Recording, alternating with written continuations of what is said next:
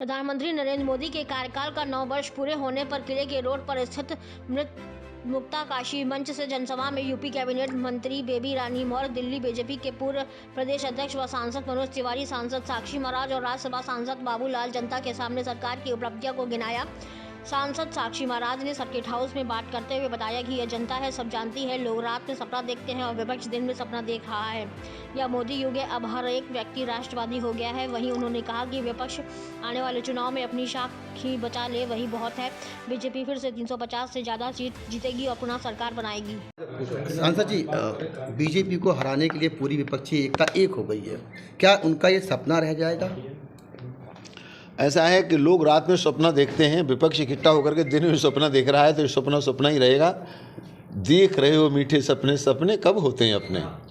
नीतीश कुमार का कहना है कि वो अगर विपक्ष को एकजुट कर देंगे तो इस बार परिवर्तन आ जाएगा देश में। परिवर्तन तो आ ही गया देश में, ये मोदी युग है और हर एक व्यक्ति राष्ट्रवादी हो चुका है।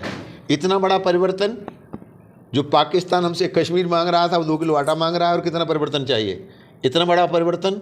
सारा विपक्ष इकट्ठा हुआ हो रहा है, मोदी हटाओ मोदी हटाओ। विपक्ष के पास कोई एजेंडा ही नहीं है कि मोदी हटाने के अलावा, और जनता ने कहा है मोदी को हटने नहीं देंगे और विपक्ष कहता है रुकने नहीं देंगे। 2024 में पता चलेगा। जनता कहती है कि हमें मोदी चाहिए, तो ये क्यों उनके पीछे पड़े हुए हैं?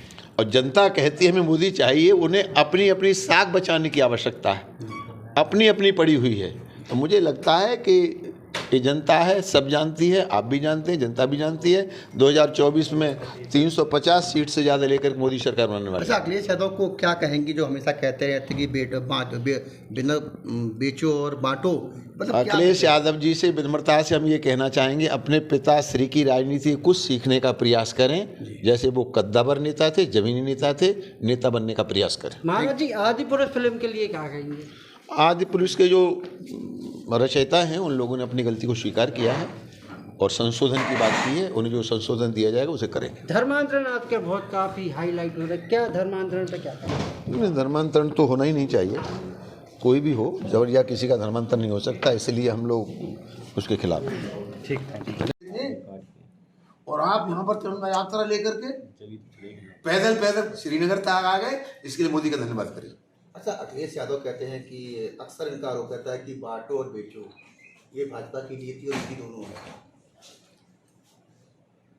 श्री अखिलेश जी हमारे बहुत प्रिय हैं। उनके पिताजी जनाधार वाले नेता थे। मुझे लगता है उनके जाने के साथ ही समाजवादी पार्टी समाप्त हो गई। संघर्ष करना अखिलेश जी को आता नहीं है, इसी कमरे में बैठ करके उलझुल बात करते रहते हैं। इन बातों से कभी पार्टी चला नहीं करती। 9 साल में भाजपा ने कुछ नहीं किया, बड़ा आरोप लगा दिया। सूर्य निकले, उल्लू को न दिखाई दे, तो सूर्य का क्या दोष हो सकता है?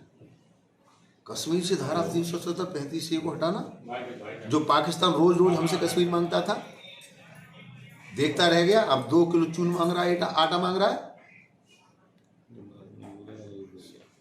चाहे आयुष्मान कार्ड हो, चाहे सौभाग्य योजना हो, चाहे राष्ट्रीय राजमार्ग हो, चाहे हम लोगों ने जो जितना देश में आज़ाद हुए 65 साल में गैस का वितरण हुआ, उतना तो मोदी जी ने 1.5-2 साल में करके दिखा दिया था।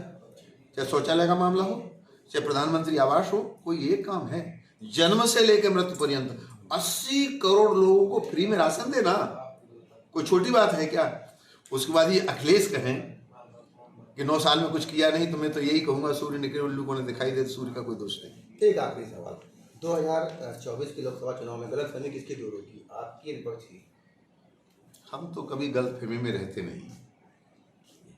भारतीय जनता पार्टी और मोदी जी और हम लोग राष्ट्र के लिए राजनीति करते हैं, पद के लिए राजनीति के लिए राजनीति नहीं करते। तेरा व्यवहार अमर रहे, मान दिन 4 रहे न रहे, हम केवल राष्ट्र की राजनीति के लिए हैं और राष्ट्र हमारे साथ है, हम राष्ट्र का काम कर रहे हैं। जब से मोदी जी बैठे हैं कहीं कोई दंगा नहीं, एक भ्रष्टाचार का आरोप मोदी जी के एमएलए एमपी मंत्री पर कोई नहीं लगा सकता। इसलिए गलतफहमी उनकी दूर होगी जो दिन में सपने देखते। गोंडा के सांसद को लेकर बड़ा आरोप लग रहा है इस समय, जांच चल रही है, तो विवेचना पर जांच पर लोगों को विश्वास करना चाहिए। नीतीश कुमार पीएम बनने का सपना देख रहा है। तो सपना होता है लोग रात में सपना देखते हैं, वो दिन में सपना देख रहे हैं, क्या कर सकते हैं। चलिए तो ये कि मैं आया जरूर हूँ, मुझे धन्यवाद मेयर साहब ने कहा है, मेयर साहब जीते हैं ना, आपको बधाई हो। हम जब रिजल्टवा आवत रहे तो हम देखत रहे, हम ध्यान दे रहे थे। हम तो हमेशा से भारत की किसी छवि की कल्पना करते थे। देखिए मैं तो सबसे जूनियर हूं ना, हम तो 2013 में आए हैं पार्टी में। हम उसके पहले तो गाने गाते थे, सिनेमा करते थे, केवल बाल के उड़ के मारना पड़ता था विलेन को। नरेंद्र मोदी जी ने भारत के संस्कार जगा दिए और उसी में सारा विपक्ष धराशायी। ऐसे व्यक्ति के साथ खड़ा होना होगा, हर परिस्थिति में खड़ा होना होगा। कुछ परिस्थितियां सामने होंगी, कुछ चुनौतीपूर्ण होंगी, सब में खड़ा होना होगा। हे मेरे झांसी के भैया लोग, दीदी लोग, जो यहाँ पे हैं वो भी, जो मंच पे हैं वो भी, और जो लोग अपने अपने घरों में बैठे हैं वो भी। हर बार आने की जरूरत नहीं है, लेकिन याद रखिएगा कि सारे विपक्षी पड़े हुए हैं सिर्फ मोदी को हराने को। सारे विपक्षी खड़े पड़े हैं सिर्फ मोदी जी को हराने को। वो गरीबी को नहीं हराना चाहते, वो अपराध को नहीं हराना चाहते,